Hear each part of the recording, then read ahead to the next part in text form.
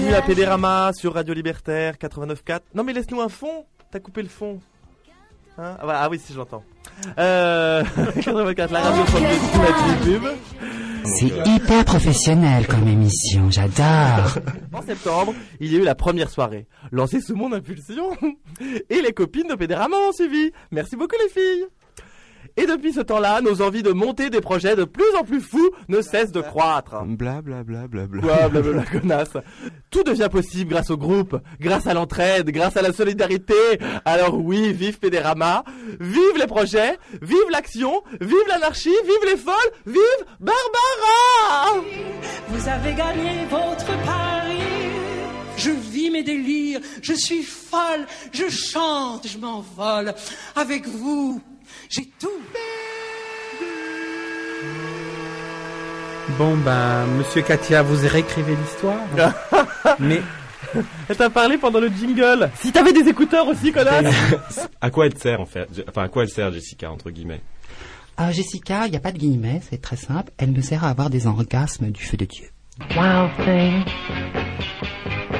you make my heart sing. Vous découvrez que l'ensemble de vos congénères n'est pas uniformément doté d'un zizi. You make everything groovy. Et quand je mets ma langue un peu partout, je dis que je vais leur faire un petit câlin à leurs petites fesses bien musclées. Et ça, ils kiffent mon gars, mais grave.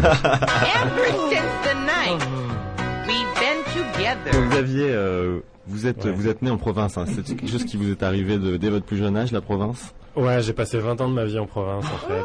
La vache. Toujours sur les nerfs, toujours pressé, toujours de mauvaise humeur, très tiré, beaucoup de fumée, beaucoup de bruit, c'est la vie de Paris. Il est 19h58, Bernard Pivot n'est pas mort, c'est l'heure de la chronique littéraire de Monsieur Katia.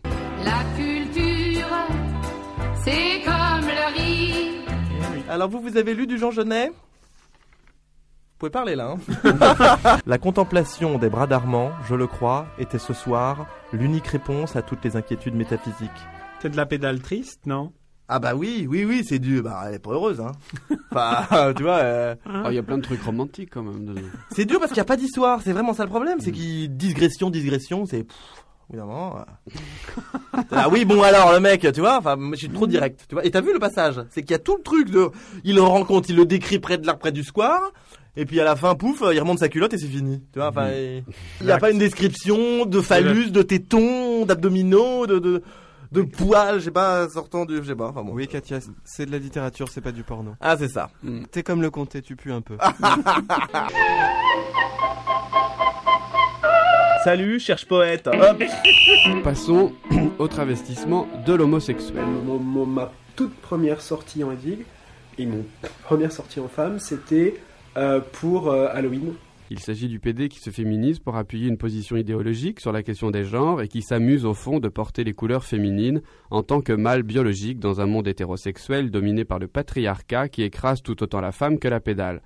Avec Valentina, on cogite, hein.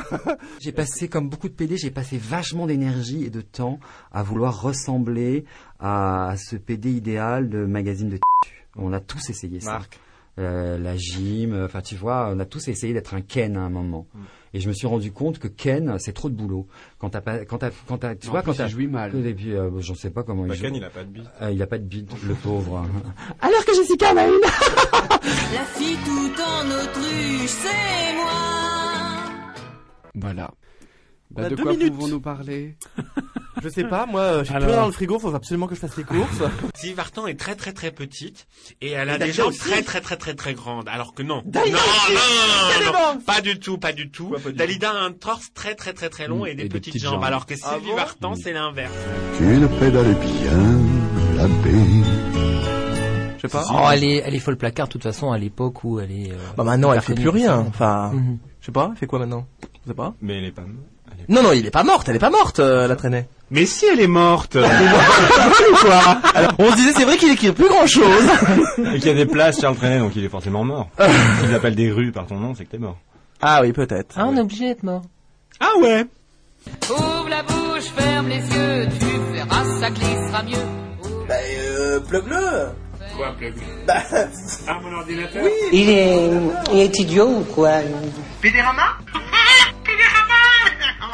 drag queen, c'est vraiment une passion. C'est comme un mec qui a la passion du football. Le mec, il va pas t'expliquer pourquoi il a envie dès qu'il voit un ballon, il donne un coup dedans. Nous c'est pareil, je sais pas pourquoi, dès que je vois une perruque et des faux cils, je les mets. Oui, parce qu'on se disait, ce serait pas mal le mois prochain de faire un truc Barbara. Que du Barbara tout le temps. Ouais. Trop bien. Un truc total Barbara, c'est pas mal. Pareil avec Gilou. Parce qu'il a tout l'intégral, il connaît tout. Enfin, tu vois, tu me demandes de faire cette émission et moi j'écoute plus Barbara depuis 97.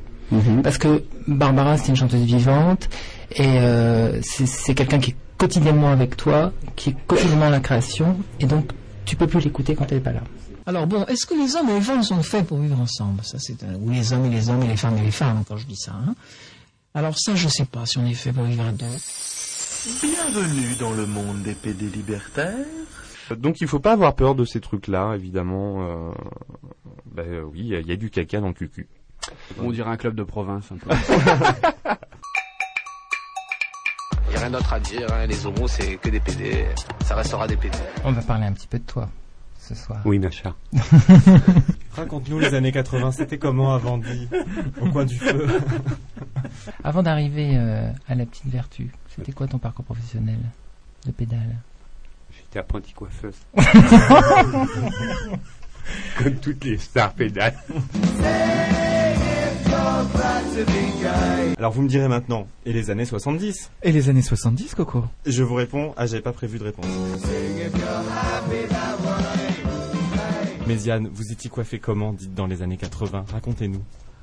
Long et plat. C'est vrai? Oh non! C'est ma chronique! Avec quelques mèches quand même. Ah, la mèche 80. La mèche gratos, en tant qu'apprenti coiffeuse, on y avait le droit. Une petite mèche blonde sur le devant? Ouais. Ah, trop bien. Vous vous rendez compte que ça passe complètement au-dessus de tous les anarchistes qui n'ont qu'une seule devise. Je vous le rappelle. Ah, rappelez-le nous. Ni Dieu, ni maître, ni shampoing. Ça ne me concerne pas.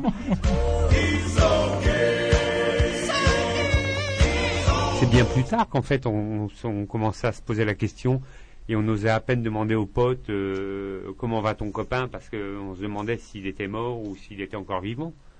Mais jusque-là, ça a duré, il a fallu au moins 2-3 ans avant qu'on se rende compte vraiment du fléau que c'était devenu et qu'effectivement il y avait des gens, des amis qui étaient touchés.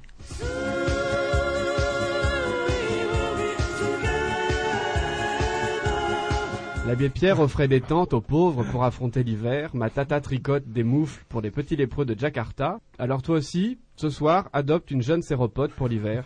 C'est moins chiant qu'un queer.